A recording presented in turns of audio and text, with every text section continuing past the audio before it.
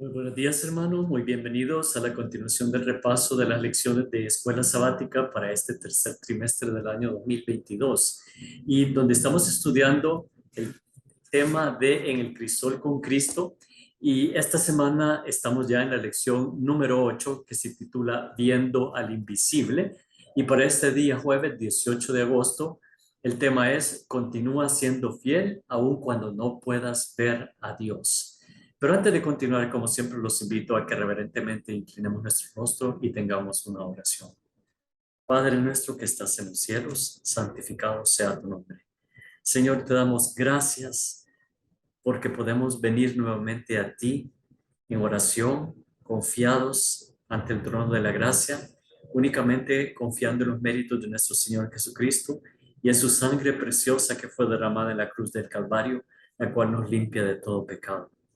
Gracias, Señor, por ese sacrificio maravilloso. Gracias por el don del Espíritu Santo, ese fiel consolador que nuestro Señor nos dejó y que estará con nosotros todos los días hasta el fin del mundo, y que nos permite estudiar y comprender las verdades eternas que tú tienes este día para nosotros en tu palabra, las cuales deben ser puestas en práctica en nuestra vida. Quédate con nosotros, te lo rogamos, en el dulce nombre de Cristo Jesús. Amén.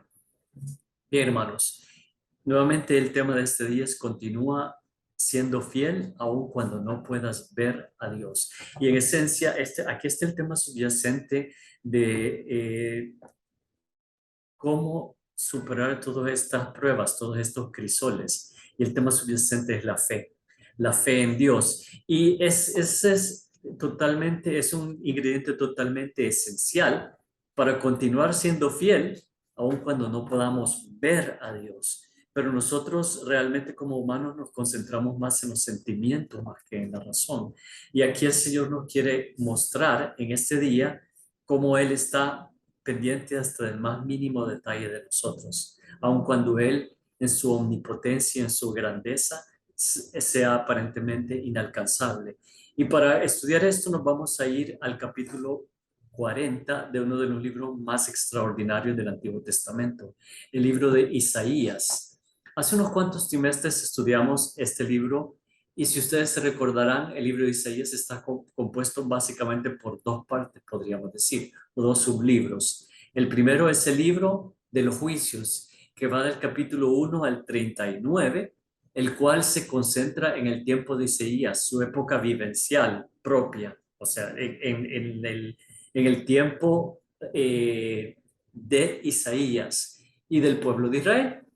Y el segundo, el libro del consuelo, que va del capítulo 40 al 66, es una parte mayormente profética. Y parte de su énfasis se enfoca en el tiempo en que Judá, o el pueblo de Israel, sería liberado de la cautividad babilónica. Es en la encrucijada del capítulo 40 que vemos que Dios demuestra que Él es el Todopoderoso, que puede hacer que Israel se embarque en un segundo éxodo con el retorno de Israel de la cautividad babilónica.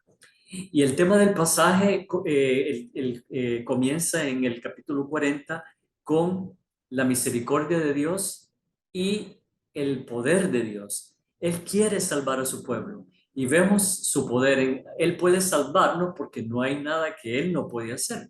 Antes de entrar a la parte medular de este día, veamos cómo en el capítulo se enfatizan primero la misericordia y el poder de Dios. Vamos a los versículos 1 y 2 del capítulo 40 y leo de la versión Reina Valera del 60. Dice: consolaos, consolaos pueblo mío, dice vuestro Dios. Hablad al corazón de Jerusalén, decidle a voces que su tiempo es ya cumplido, que su pecado es perdonado, que doble ha recibido de la mano de Jehová por todos sus pecados. Los 70 años, el tiempo de juicio de Judá ha terminado. Los 70 años de exilio babilónico han llegado a su fin. Y Dios está brindando misericordia y consuelo a su pueblo. Y vemos su liberación y poder en los versículos 3 y 4. Continuemos leyendo. Versículo 3. Voz que clama en el desierto, preparad camino a Jehová, enderezad calzada en la soledad a nuestro Dios. todo valle sea alzado y bájese todo monte y collado, y lo torcido se enderece y lo áspero se allane. Y el versículo 5 dice, y se manifestará la gloria de Jehová, y toda carne juntamente la verá, porque la boca de Jehová ha hablado. Es terminante.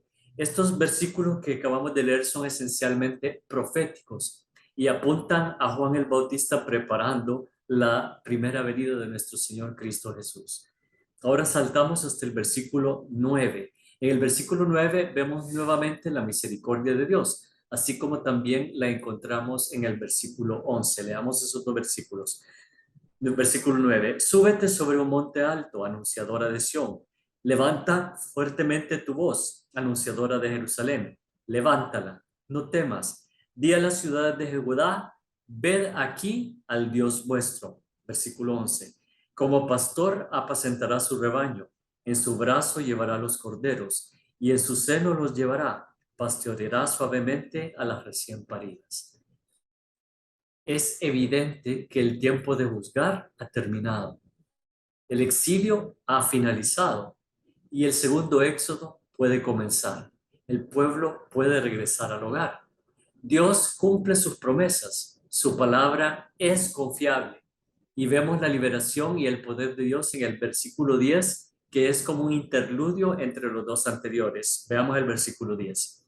He aquí que Jehová el Señor vendrá con poder y su brazo señoreará. He aquí que su recompensa viene con él y su paga delante de su rostro. ¿Quién es este Dios de misericordia y poder? Nuestro Dios es omnipotente, como podemos ver en los versículos subsiguientes. En el versículo, y nuestro Dios es omnisciente. Veamos los versículos 12 al 14. ¿Quién midió las aguas con el hueco de su mano y los cielos con su palmo?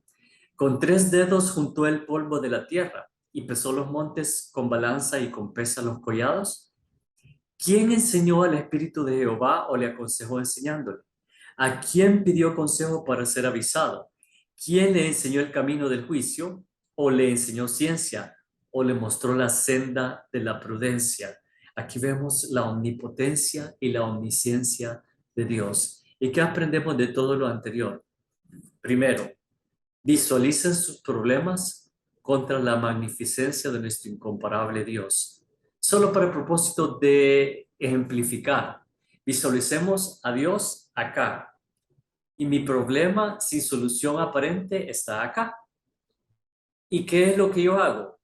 Lo usual es que yo me coloco acá y le doy la espalda a Dios y me concentro en el problema, el cual se ve descomunal porque solo estoy viendo el problema. Pero cuando cambio de perspectiva y me vengo acá y puedo ver el problema contra el trasfondo de mi incomparable Dios y me enfoco en Él, en nuestro Padre Celestial que es omnipotente y omnisciente, todopoderoso, veo cuán insignificante es mi problema en comparación con la grandeza de mi Señor. Segundo, ponga su vista en Dios en vez de estarse quejando de su situación actual. Veamos Isaías 40, 27. Y aquí ya entramos de lleno en los versículos para este día. ¿Por qué dices, oh Jacob, y hablas tú, Israel, mi camino está escondido de Jehová? Perdón. ¿Y de mi Dios pasó mi juicio? Quitamos la vista de Dios y nos concentramos en lo que está pasando a nuestro alrededor. Dejen de hacer eso. Pongan la vista en nuestro Salvador, en nuestro Señor. Yo realmente le comentaba a una persona que es extraordinario cómo en nuestros cultos de adoración y testimonio, en nuestros oasis de la oración que tenemos en la Iglesia de los Héroes, hay hermanos que llegan a dar su agradecimiento, pero su agradecimiento es una queja velada. Realmente se empiezan quejando para decir que todo eso les pasó, pero que le dan gracias a Dios por todo eso. Realmente están blasfemando el nombre de Dios, como dice nuestra hermana Elena, al quejarnos todo el tiempo. Dejen de quejarse y pongan su vista en Dios. Y acá el profeta continúa diciendo, ¿No has sabido, no has oído en el versículo 28 que el Dios eterno es Jehová, el cual creó los confines de la tierra? No desfallece ni se fatiga con cansancio, y su entendimiento no hay quien lo alcance. Así que en tercer lugar, nuestro omnipotente y todopoderoso Dios nos alcanza donde nos encontramos, no siendo, nosotros no somos más que una mota de polvo en este mundo, y ahí Él quiere alcanzarnos, cuidarnos y fortalecernos para que podamos resistir. Veamos, continuemos leyendo el versículo 29. Él da esfuerzo al cansado y multiplica las fuerzas al que no tiene ningunas. A todos los que se sienten desfallecer, Él ha prometido sostener y fortalecer para que puedan enfrentar cualquier desafío. Y en cuarto lugar, esperar en Dios tendrá como resultado nuevas fuerzas en nuestra vida. Veamos los últimos versículos de este capítulo 30 y 31. Dice, los muchachos se fatigan y se cansan, los jóvenes flaquean y caen, pero los que esperan a Jehová tendrán nuevas fuerzas, levantarán alas como las águilas, correrán y no se cansarán, caminarán y no se fatigarán. Hermano, ¿se siente usted como que Dios no lo ve? A través de estos versículos podemos estar seguros de que nuestro Dios ve, nuestro Dios escucha y nuestro Dios nos librará de todo mal. Confiemos en Él para su honra y su gloria. Que Dios le bendiga grandemente.